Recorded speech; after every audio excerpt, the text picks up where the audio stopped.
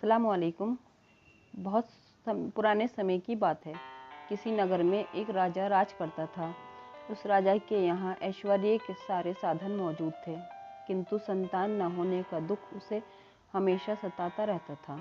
संतान न होने का राजा और रानी दोनों को ही बहुत दुख था। एक दिन रानी ने सपने में देखा कि एक सुंदर परी उससे कह रही है, घबराओ नहीं, मैं तुम्हारी बेटी बनकर आ रही हूँ। कुछ दिन बाद सचमुच ही रानी की कोख में एक सुंदर कन्या ने जन्म लिया। राजा ने बहुत बड़ा उत्सव मनाया। उसने इस अवसर पर रानी परी समेत उसकी 5 सहेलियों को भी इस उत्सव में शामिल होने का निमंत्रण दिया। 6 परियां वहां पहुंची। परी रानी ने रानी से कहा, रानी, मेरी बेटी ने ही तुम्हारे यहाँ जन्म लिया है। मैं इसकी बाह में एक तावीज़ बांध देती हूँ। वो तावीज़ जीवन भर इसकी रक्षा करता रहेगा। तावीज़ के प्रभाव से इसे भूख प्यास नहीं सताएगी। इसकी जवानी हमेशा बनी रहेगी। ऐसा कहकर परी रानी ने एक तावीज़ नवजात कन्या की बाह में बांध दिया। फिर उसने रानी की उस नवजात कन्या के लिए निर्मित एक मोतियों की माला, सोने का मुकुट, जादू की एक छड़ी और एक सुंदर सी पोशाक दी।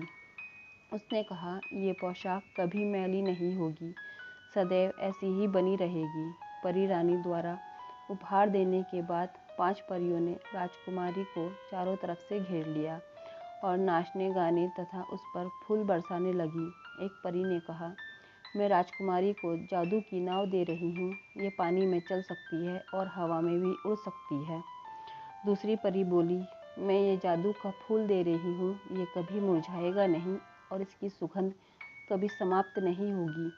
इसको सूंघने से उम्र बढ़ती जाएगी और कोई बीमारी पास नहीं आएगी।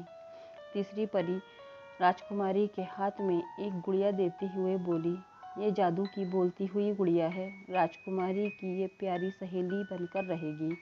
चौथी परी ने राजकुमारी को एक सुनहरी गेंद देते हुए कहा, इस गेंद से राजकुमारी खेला करेगी। ये गेंद पटकने से बांसुरी की आवाज़ करेगी और इससे सोने के फूल झड़ने लगेंगे। पांचवी परी ने जादू का एक थैला देते हुए कहा, ये राजकुमारी के बहुत काम की चीज़ है। जब राजकुमारी बड़ी हो जाए तो ये थैला उसे दे देना। इसमें एक किताब है जिसमें दूर दूर के देशों की घर बैठे सैर हो जाती है और नाचने गाने का लुत्फ उठाया जा सकता है। एक ऐसा जादू का यंत्र भी इसमें रखा है जिससे दूसरे के मन की बात जानी जा सकती है और आकाश के नक्षत्रों तक भी पहुंचा जा सकता है। राजा ने 5 परियों और परी रानी को धन्यवाद दिया। जब वे जाने लगी तो एक काली परी वहां आ पहुंची। वो बड़ी भयानक दुष्ट स्वभाव की थी। क्रोध से उसकी आंखें लाल हो रही थी। वो गुस्से से थर-थर कांप रही थी। सब परियां उसे देखकर सिहर उठी। वो काली परी राजा से बोली, तुमने मुझे क्यों आमंत्रित नहीं किया? तुमने मेरा अपमान किया, इसलिए तुम्हें श्राप देती हूँ कि जब ये राजकुमारी 16 वर्ष की होगी तब चरखे के तकवे से के घाव से इसकी मौत हो जाएगी। इतना कहकर वो काले पंख फड़फड़ाती हुई जिधर से आई थी उधर को ही तेजी से चली गई। उसके जाते ही वहाँ छाया अंधेरा दूर हो गया। ठंडी हवा चलने लगी। मुरझाए हुए पेड़ों के पत्ते हरे हो गए। सबके मुरझाए चेहरे खिल उठे। काली परी का शाप सुनकर राजा रानी दोनों उदास हो गए। परी रानी ने जादू की छड़ी घुमाते हुए कहा, पूरे शाप को मिटाने की ताकत तो मुझ में नहीं, पर मैं इसमें इतना उलटफेर कर सकती हूँ कि राजकुमारी की मृत्यु नहीं होगी। इतना कहकर सभी परियां चली गई। राजा ने अपने राज्य में यह मुनवादी करा दी, कोई भी राज्य का नागरिक अपने घर में चरखे पर सूत न काटे।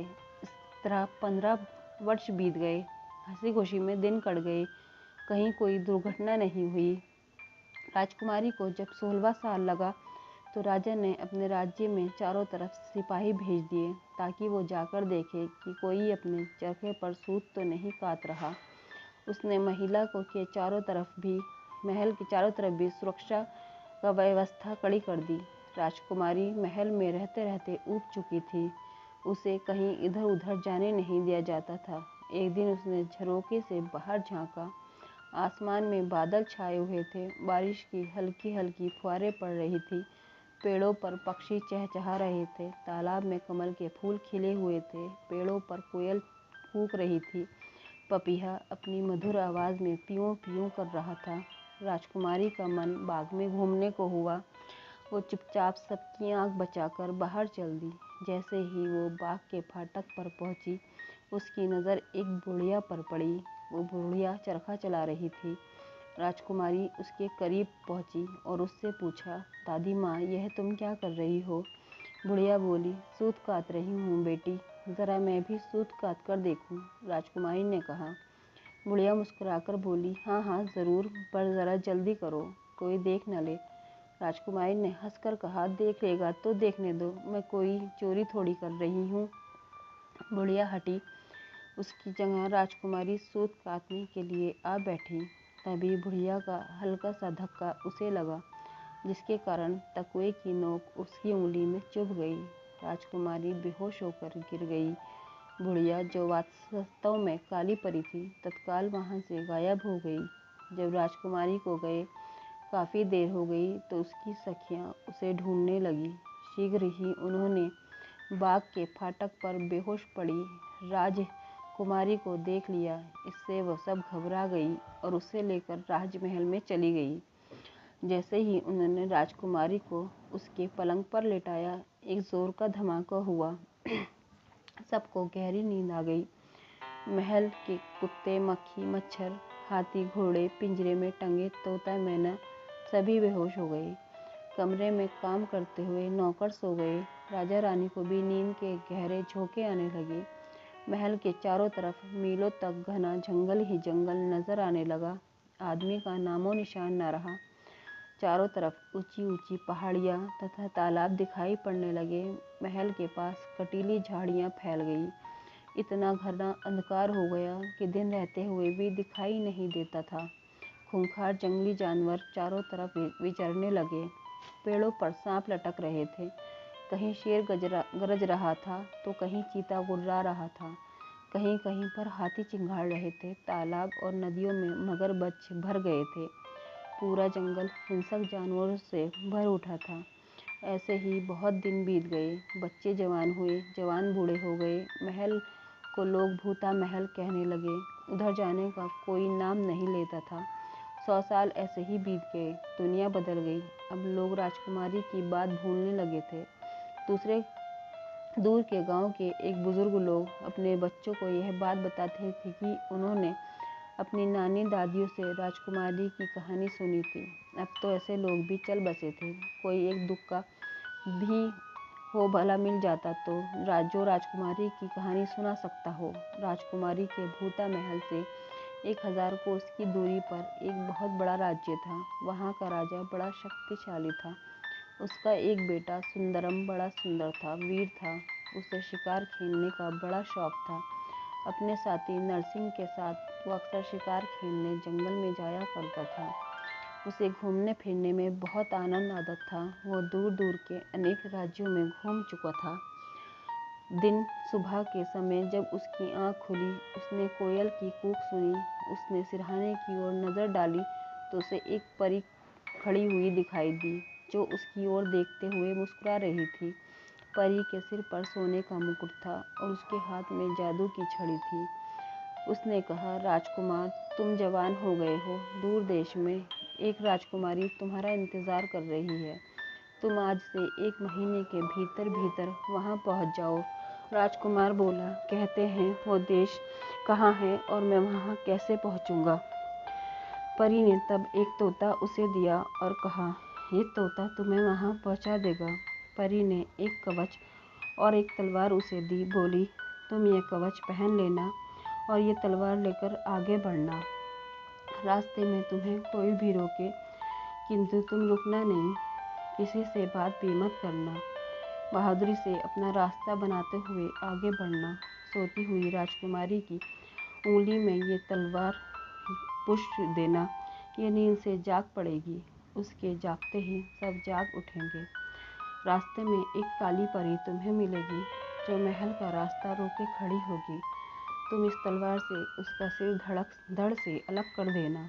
जब राजकुमारी जाग उठे तो मैं तुम्हें वहीं पर मिलूंगी।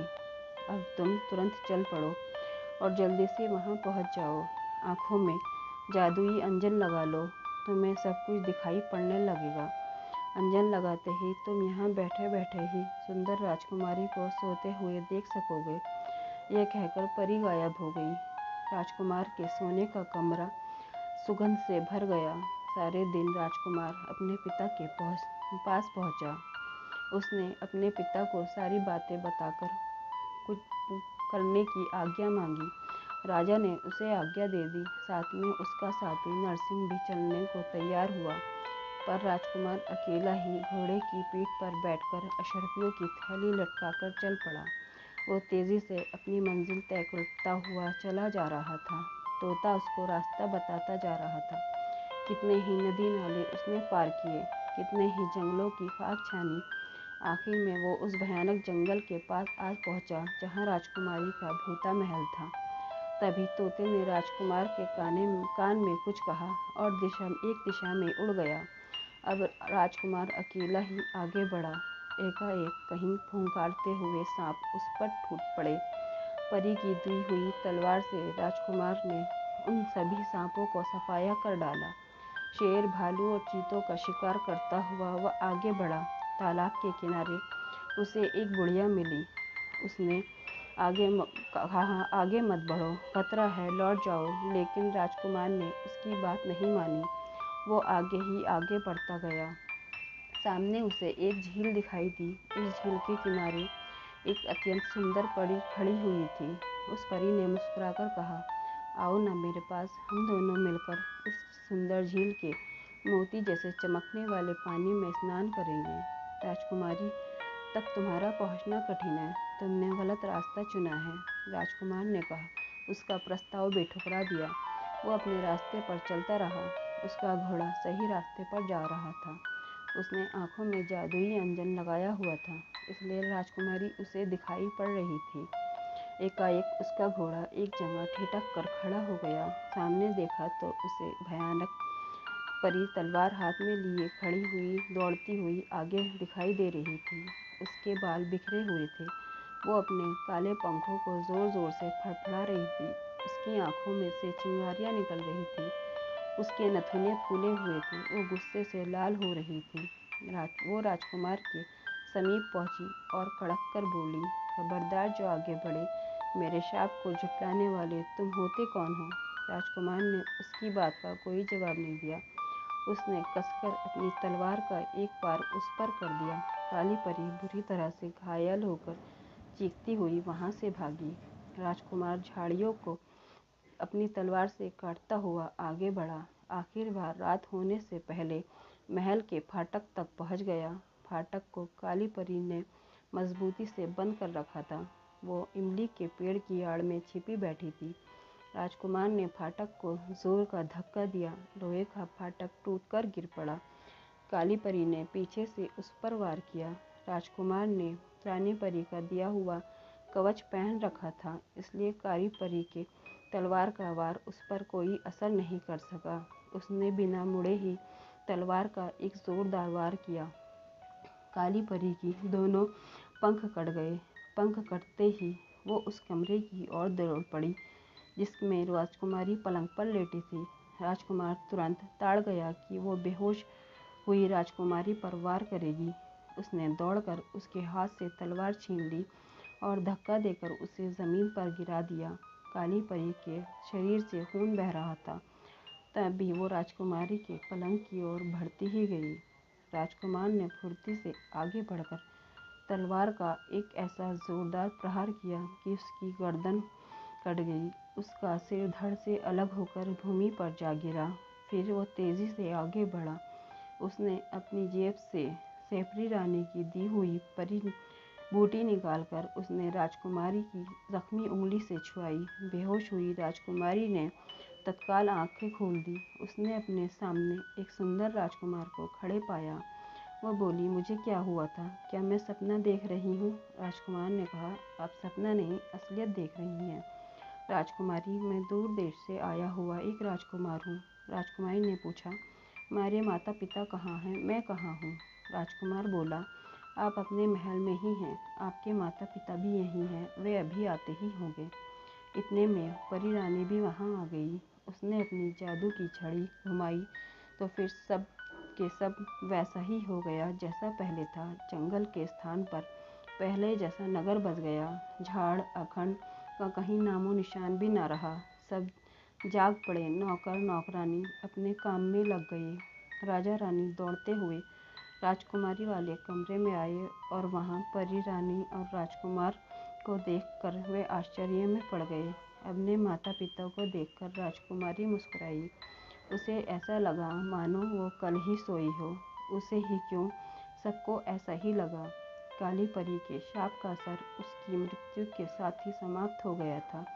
परी रानी ने राजा से कहा, अब आप इस सुंदर राजकुमार से राजकुमारी की शादी कर दीजिए। बेचारा राजकुमार 1000 कोस से चलकर आपकी बेटी को खोजते खोजते यहाँ आया है। काली परी को इसी ने समाप्त किया है। अब मैं चलती हूँ। राजा ने बड़ी धूमधाम से राजकुमारी की शादी राजकुमार से कर दी। कुछ समय के बाद राजकुमारी को लेकर राजकुमार सुंदरम अपने नगर लौट आया। राजकुमार के साथ राजकुमार को देखकर राजा रानी बहुत खुश हुए। इस अवसर पर नगरवासी भी बहुत खुश हुए। उन्होंने अपने अपने घरों में दिवाली की तरह दीपक जलाए, एक दूसरों को मिठाइयाँ बांटी और राजकुमार राजकुमारी को उनके विवाह के उपलक्ष्य में आशीर्वाद दिए और शुभकामनाएं दी। सारे नगर का वातावरण संगीतमय हो गया था। फ्रेंड्स, आपको अगर मेरी कहानी पसंद आई हो तो प्लीज़ मेरे चैनल को लाइक कीजिए, सब्सक्राइब कीजिए, कमेंट कीजिए। Thank you. अल्लाह हाफिज़।